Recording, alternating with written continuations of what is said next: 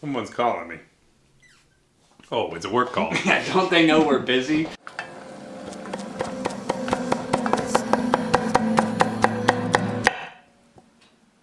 Hi, I'm Phil. And I'm Spicy Mike. Welcome to Pretty Good Cooking.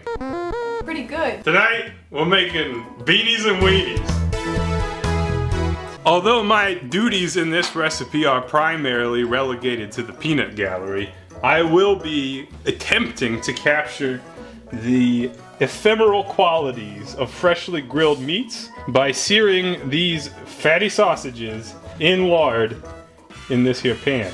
I am working with two types of sausage today.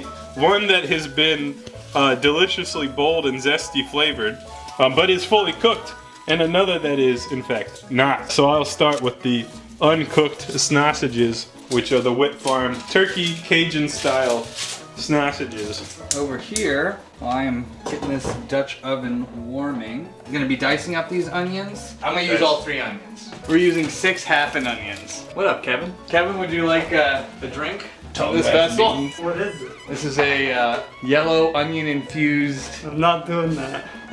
triple IPA. I'm not doing it. Phil? I mean, I don't have any dignity. Right. That is, in fact, not improved by being served in an onion. It's very oniony. It's very onion forward. It's got some good onionness to it. Now look, it's nasty. nice. You know these are authentic because they are come uncut. In the I'm gonna feed a dog a chain of sausages manner. Isn't that nice? So I'm working on fitting these Bahama Mamas into this here Bahama pan, but they're not all gonna fit, which is how you know you could just break them. And really the kind of existential question here is, if you don't overcrowd the pan, what are you doing, you know? What are you doing? Alright, onions are diced. We're gonna throw in some bacon fat in here. We're gonna put some onions in the Dutch oven.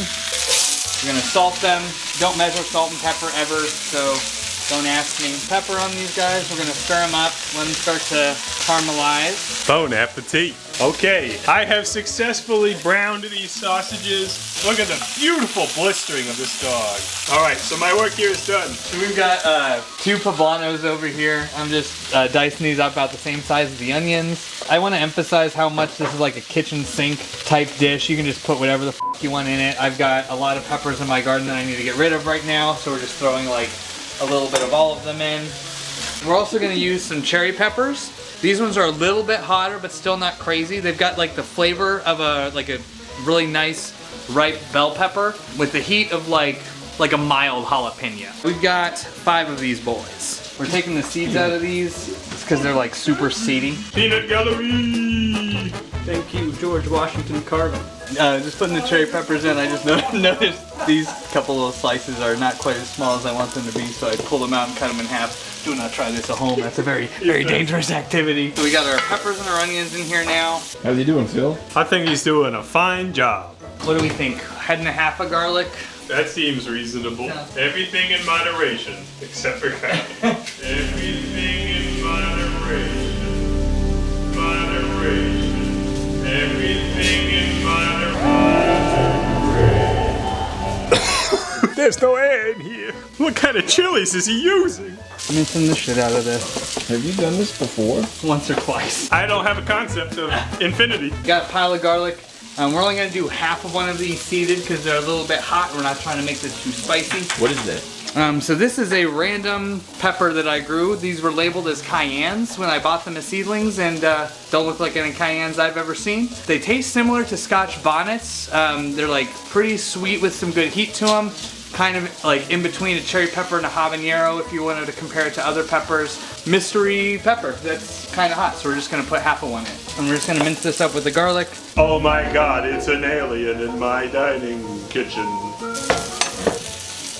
That's a lot of garlic. We're gonna mix this all together. And now I turn the heat down a little bit just so this stuff doesn't burn. The onions and peppers are pretty much where I'd like them to be. That was very hot. Be careful when touching your hot metal objects at home. We're gonna throw some tomatoes in here because we can. Got a random assortment from my garden. These are Amish paste tomatoes, or like aroma variety. This is a Cherokee purple. And I've got an assortment of like cherry and grape tomatoes. So we're gonna rinse a few of these off, throw them in. We're not using this many. Do not use this many unless you want this to be really watery and like more soup than beans and weens, which I don't think anybody wants. So this should be plenty of tomato. We're gonna be dicing these just like we did the other ones. I'm stripping the oregano. I prefer, I'll show you my methodology. I grab the top of the oregano, named after the state of Oregon. I grab that top and then I do the pinching maneuver. I run my fingers with the pinching maneuver to strip the oregano. All right, Really we're gonna compelling put in our trifecta of Bush's best beans. Please give us your opinions on politics in the comments below. We'll totally read them. Bush bean politics. Was Bush Beans an inside job? Is the Bush political family? Are there fortunes from the beans? And here's some beans going in. I'm gonna stir these beans up. I'm gonna add some black beans just to get some different bean action going on. My cutting board. These we will drain. Normally you don't need to do this, but like I think we've got plenty of salt in there, plenty of flavors. We don't want to like overwhelm. And then after this, we're gonna toss in some oregano, let that do its thing and just sit there for a while. So now we got a little bean mix in here, looking good. So Phil already did the hard stuff. Mince the shit out of this. All right, that can sit for as long as you need. It's gonna taste better the longer it sits. It's gonna taste even better tomorrow. I would say at least a half hour. We'll go probably about 20 minutes, half hour here before we eat it, but if you have all day, let it sit all day. Just make sure it doesn't cook down too much. We'll do some preliminary seasoning. We know all of these things will be in here in some ratio. We'll definitely have to adjust it at some point, but let's go ahead and toss some cumin in. Smoked paprika. Now if you have some like smoked chili powder, some ancho or something like that, that's gonna be a really good addition as well, but we don't wanna make it too spicy. But lots of smoky paprika for that smoky flavor, especially since we don't have the actual like off the grill dogs. And then just a few little dashes of cinnamon. Anything that goes well in chili can go in here. I have something to say that I specifically do not want to. All right, we're gonna slice these hot dogs into coins. These little slices. All right. So now we're just gonna let this go for a little while. About 30 minutes total. So to top this off, we're gonna use some green onions. There's some giant green onions. What if you poured a beer into that and then drank it? Is he doing it? Yeah. Shoot the onion! This is actually fancy as Enjoy.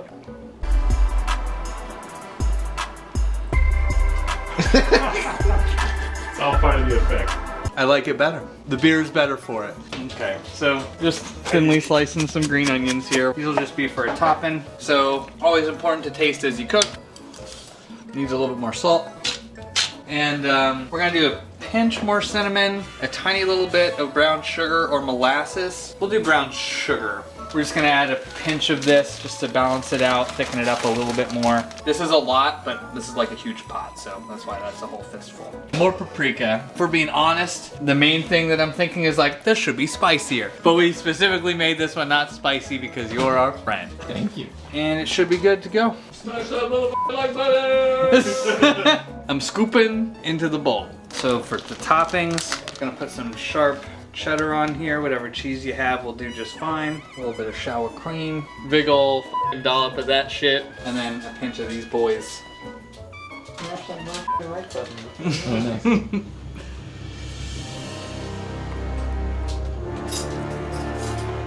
It tastes great. It's incredible how it still tastes like Beanies and Weenies. Like you can really taste that baked bean flavor, but it's clearly expanded out by the addition of all those wonderful vegetables and seasoning.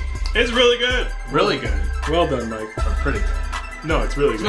Beanies and Weenies with some other shit in it. Enjoy. How do you do it? Smash that motherfucker like butter!